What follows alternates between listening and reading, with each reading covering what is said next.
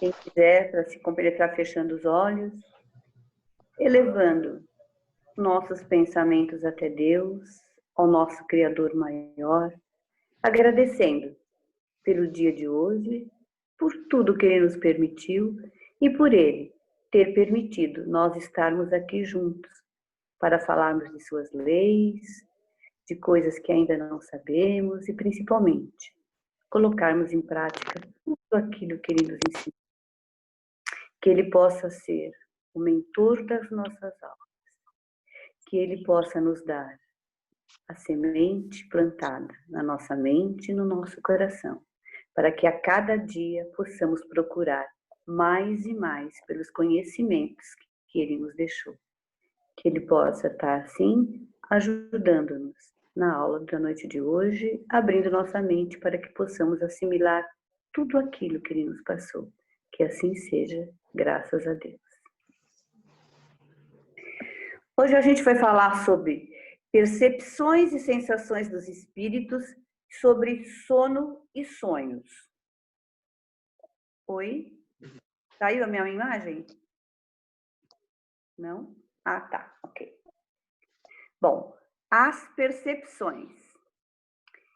Informa Allan Kardec que o espírito, uma vez no mundo extrafísico, além de manter as percepções que tinha na vida física, adquire outras mais sutis e às vezes mais aprimoradas, pois já não mais desfruta de um corpo pesado, denso e material. Então, uma vez que ele fica mais leve, né? Ele se livra da matéria que é tão densa e pesada e ele fica mais leve para as percepções. Disseram os benfeitores que a inteligência, como atributo do espírito, se manifesta mais livremente quando não tem entraves, porque o corpo físico é um obstáculo à manifestação da inteligência. Certamente que essas percepções estarão dependendo intimamente do progresso já amealhado pela entidade desencarnada, pois há espíritos que nada sabem a mais que os homens em função do seu atraso intelecto-moral. Então, nesse pedacinho está dizendo o seguinte, que não é porque o espírito desencarnou que ele sabe mais do que nós que estamos aqui encarnados. Vai depender muito da evolução dele, tá? Nós aqui estamos falando de percepções e sensações dos espíritos desencarnados. Vejamos algumas observações de Kardec. Tempo. Muitos espíritos vivem fora do tempo, tal como o compreendemos. Os espíritos superiores, pelo fato de se encontrarem profundamente desmaterializados, colocam-se acima das noções habituais do tempo. Os espíritos inferiores podem também não compreender a duração como nós, em função do seu estado consensual ou da sua cristalização em pessoas, lugares e emoções. No entanto, as entidades mais esclarecidas, vinculadas diretamente à Terra, podem manter-se orientadas em relação ao nosso horário, com perfeita compreensão da duração das coisas e do tempo. Então, tanto lá como aqui, existe essa variedade de conhecimentos, né? Você vê que os espíritos superiores, eles nem se ligam, né, ao nosso horário, ao nosso tempo, porque para eles não existe tempo, não existe horário, eles estão sempre na ativa, estão sempre trabalhando na ativa. E aqui os espíritos inferiores, às vezes eles não compreendem, porque muitos deles, às vezes, nem sabem que desencarnaram. Então, eles estão meio perdidos na noção do tempo. Por muitas vezes, na nossa casa espírita, quando fazemos os trabalhos de desobsessões, nós nos deparamos com espíritos que estão há um século atrás. Eles ainda estão vivendo aquela batalha, naquela guerra, eles ainda estão desencarnados há 20, 30 anos, mas estão dentro da casa deles contando dinheiro, eles estão com várias coisas, então eles param, o tempo não passa para eles ficam parados, estagnados naquele momento em que eles estão vivendo. Como há outros que conseguem, com uma certa habilidade, eles conseguem saber e saber o nosso tempo exato daqui. Então, tudo é diferenciado de um espírito para outro. Conhecimento do passado e do futuro. Será, com relação ao conhecimento do passado e do futuro, que o grua de desmaterialização do espírito terá maior influência? Grua aqui aqueles guindastes que elevam tanto vertical como horizontalmente. Então, aqui, grua, ele está querendo dizer que a desmaterialização do espírito terá uma maior influência. Então, a grua, o que levanta o espírito, né? Os espíritos superiores conhecem intimamente o seu passado e têm, muitas vezes, uma antevisão do futuro a partir da análise do presente. Será sempre uma antevisão relativa de um futuro provável. Os acontecimentos estão sempre condicionados ao livre-arbítrio de pessoas. Os espíritos inferiores nada sabem a respeito de fatos passados e futuros.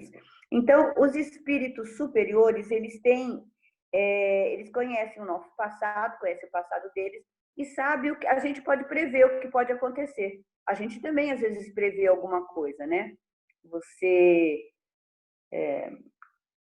faz um plano e você prevê mais ou menos que pode dar certo ou não dá. Mas tudo vai depender de muitas coisas, porque nisso tudo nós temos o nosso livre-arbítrio. Então, de acordo com o que a gente vai fazer, usando o nosso livre-arbítrio, vai ter um resultado diferenciado. E os espíritos inferiores, eles não sabem nada, nem a respeito do passado, nem do futuro, porque às vezes eles não sabem nem deles mesmos. Então, eles não têm como conhecer presente, passado, futuro e passado. Não existe isso. Deus. Os espíritos superiores o veem e compreendem. Os espíritos inferiores o sentem e adivinham. Então, nós já vimos na lição passada que o espírito precisa ser muito, mas muito elevado, crístico mesmo, para poder estar vendo a Deus. Não é porque o espírito desencarnou que ele vai ver Jesus, que ele vai ver Deus. Não é assim, tá? Então, e os inferiores sentem, né? Eles sentem e adivinham, olha, existe um ser que é mais do que a gente, mas eles ainda não conseguem ver. A visão. A visão dos espíritos não é circunscrita como nos seres corpóreos, mas é uma faculdade geral.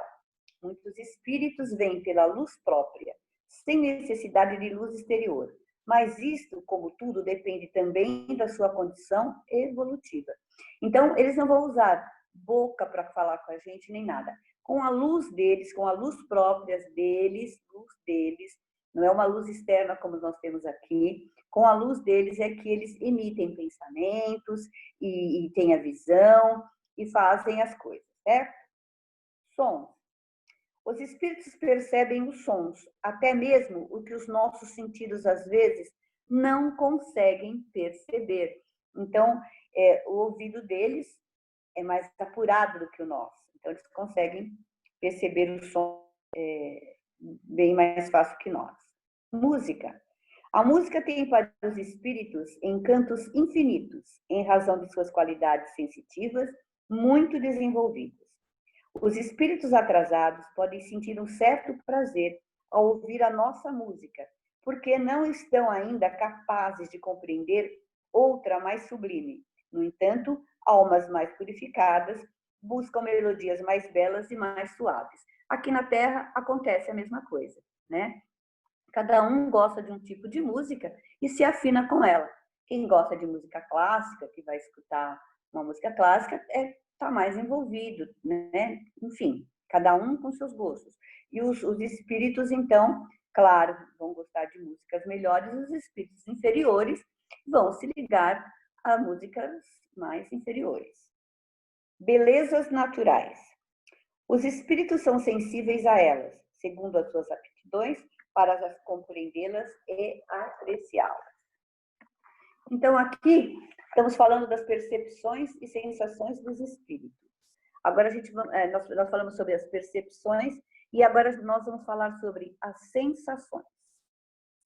Mostra-nos a prática espírita que os espíritos relatam a presença de uma série de sensações, à margem das angústias morais, o remorso, o ódio ou das perturbações emocionais, o medo, a ansiedade, que torturam muito mais que os sofrimentos físicos. Observa-se nas entidades desencarnadas sensações como frio, calor, fome, sede, cansaço e mesmo dores físicas. Sabemos que o perispírito é o agente das sensações externas nas entidades extrafísicas. No corpo, enquanto na matéria densa, essas sensações estão localizadas nos órgãos. Destruído o corpo, será o perispírito o responsável pelo registro de todas as sensações externas, sendo o corpo espiritual formado de matéria quintessenciada. Sutil, não sofre influência direta de elementos materiais como chuva, fogo e etc. No entanto, muitos espíritos queixam-se de sensações vinculadas a essas situações. Então, uma vez que o espírito não tem mais o corpo, ele não tem mais os órgãos, então eles não podem sentir as mesmas sensações. Porém, está tudo gravado no seu perispírito, como dissemos, ele não tem a matéria, mas o perispírito está gravado tudo lá. Então, eles ainda sentem. Já escutaram falar de pessoas que aqui na Terra amputam uma perna, um pé, um braço, e ainda assim continuam com aquela dor? É uma dor imaginária. Então, eles levam isso com eles. Também no nosso grupo de espírita, de desobsessão, no nosso grupo espírita, por muitas vezes nos deparamos com espíritos que vêm com sede, com fome, cansados, com medo, com dor. Tudo isto, então, é normal porque está gravado no seu perispírito. Está vendo ali a figurinha que a Stephanie pôs?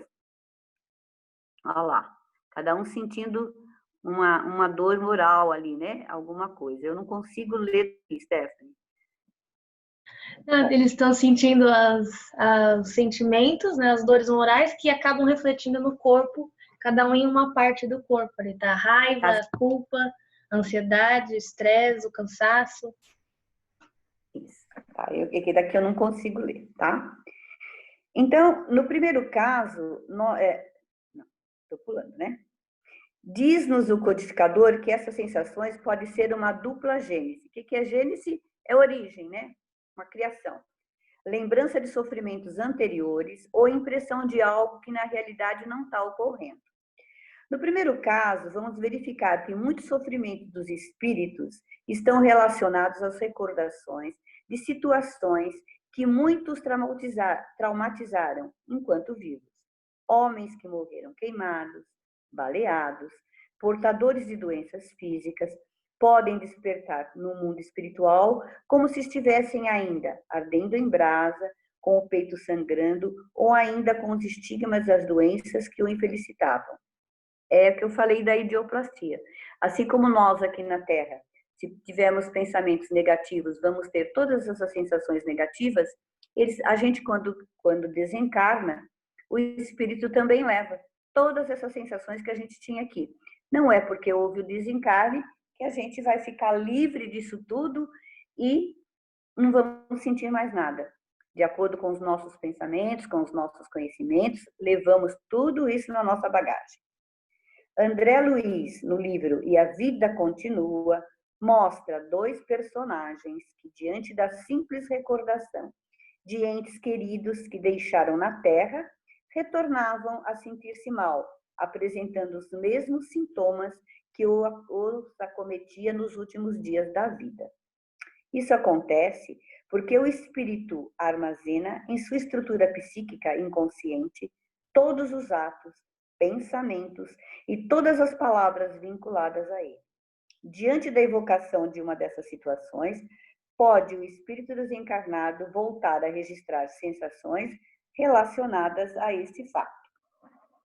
As sensações físicas são relatadas por almas ainda muito apegadas às coisas da vida física e com uma estrutura perispírita por demais grosseira.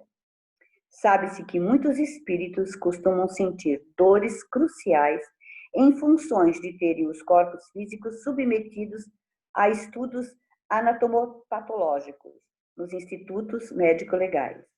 Relatam muitas entidades que, no momento da necrópsia, eles, postados ao lado do cadáver, passavam a registrar sensações de sofrimento, pavor e angústia, e dos bisturis como se realmente estivessem sentindo a agressão das lâminas dos peritos.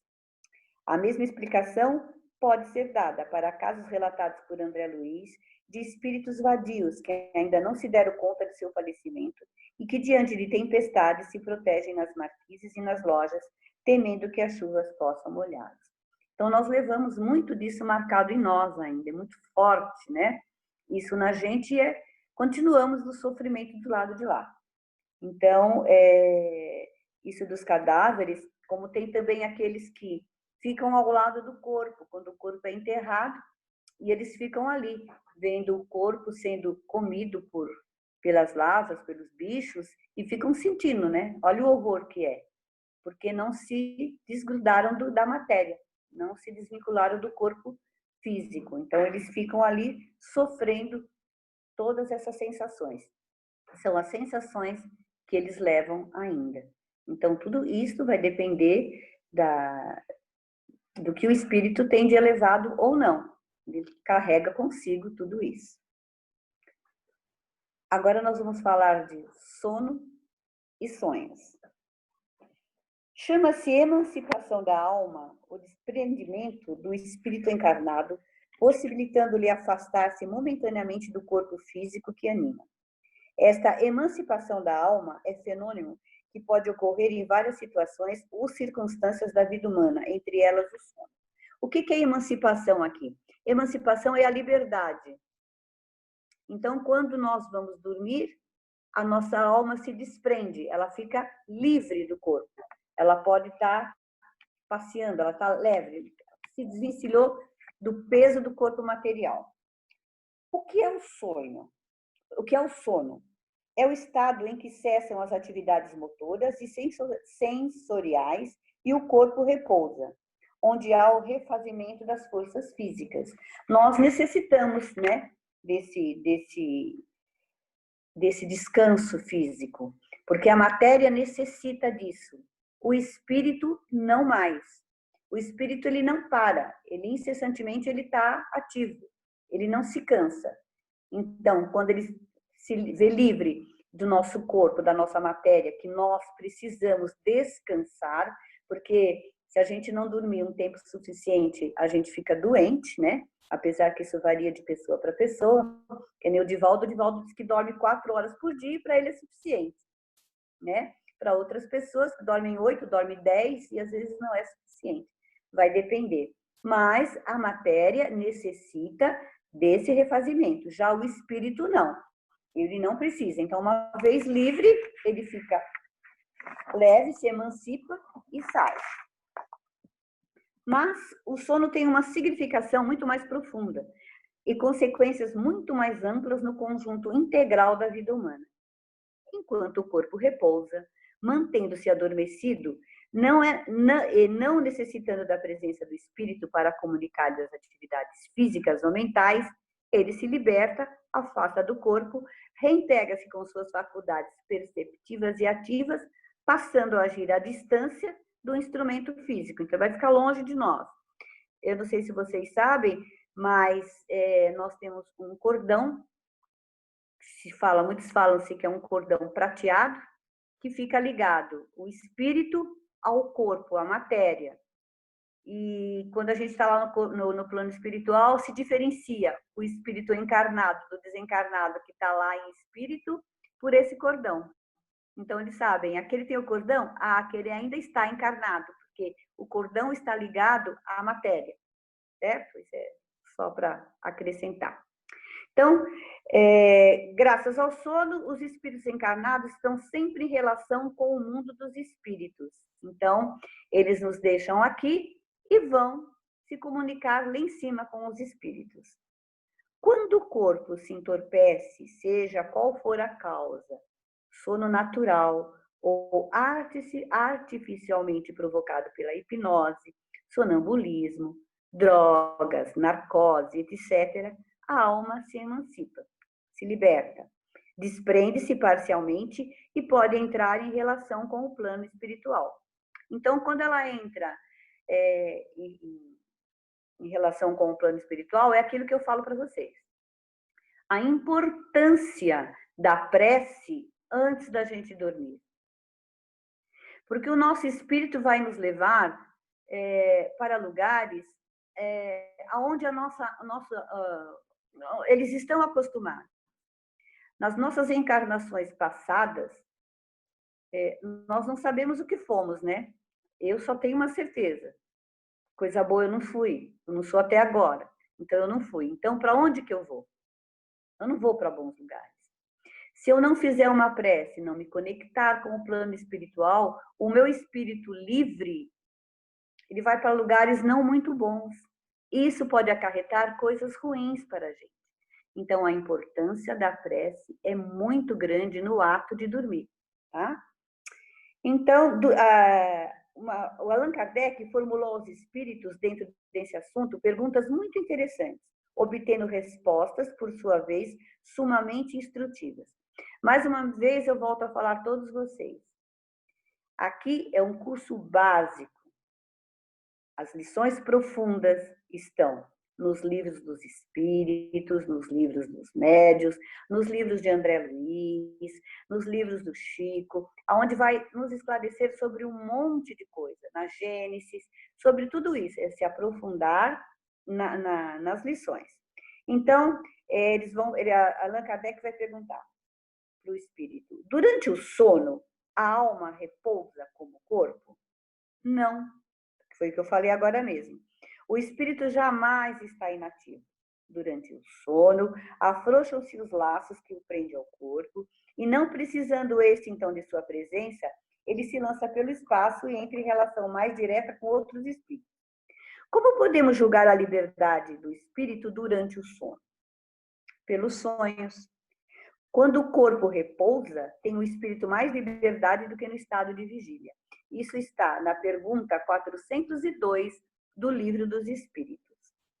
Sonho é, portanto, a lembrança do que o espírito viu durante o sono. Essas lembranças são geralmente fragmentárias, e tê-las mais nitidamente depende do grau de desenvolvimento das nossas percepções psíquicas. Misturamos cenas vistas durante a vigília às preocupações de nossa vida diária.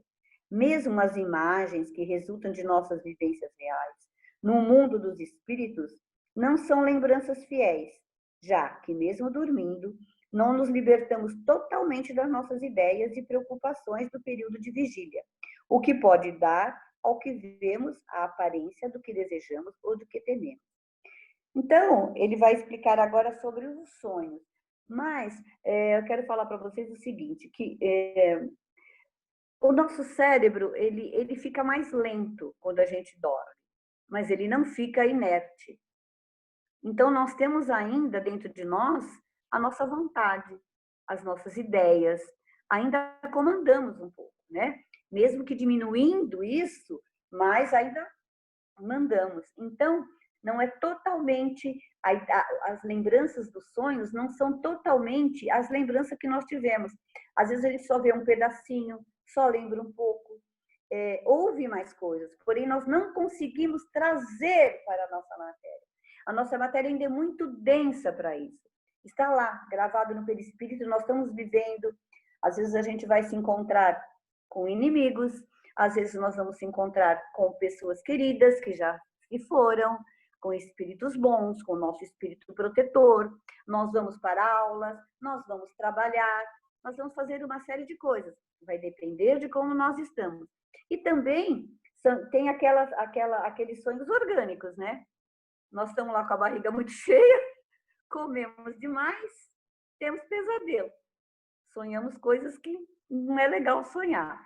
Então, também isso é normal. Os misticismos, né?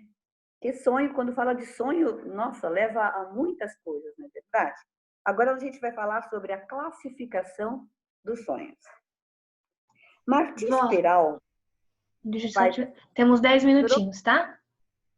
Eu vou 10. ler só sonhos comuns e aí a gente já passa e volta novamente. Tá bom. Martins Peralva, estudando a mediunidade, propõe a classificação dos sonhos em sonhos comuns. Seriam as lembranças dos quadros que permanecem impressos em nossas próprias mentes. Estão relacionados com o nosso cotidiano. Muitas vezes ficamos presos ao corpo pelas preocupações materiais, ideias fixas, aspirações comuns e nos ligamos ao que mais nos preocupa ou fascina. São muito mais frequentes dada a nossa condição espiritual, tá? Vamos para lá então e voltamos para continuar nos sonhos reflexivos.